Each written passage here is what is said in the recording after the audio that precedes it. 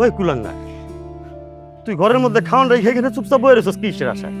হ্যাঁ, ইভার আশায়? ইভা আইব তোরে খাওয়াই দিব, তুই খাবি?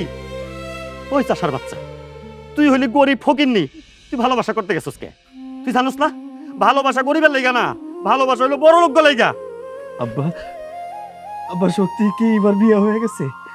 আরে আমার পোলা রে, এখন জায়গায় বিয়া হয়ে গেছে, রাইতে বিয়া হইয়া শ্বশুর বাড়িও চলে গেছে।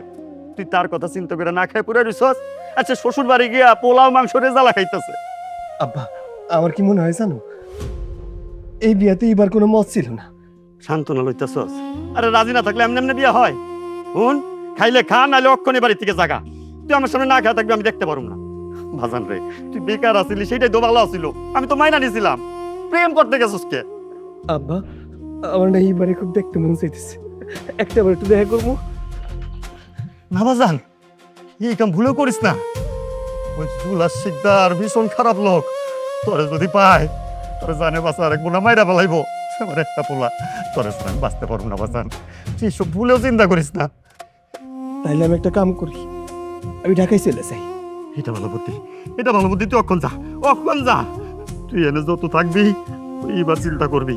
তুই গেলে গে বাচ্চা যাবি বাজান, তুই জাগা। কিন্তু আব্বা, আমি যে এবারে অনেক বেশি ভালোবাসি, ওর জন্য আমার পড়াটা পড়তেছে আব্বা।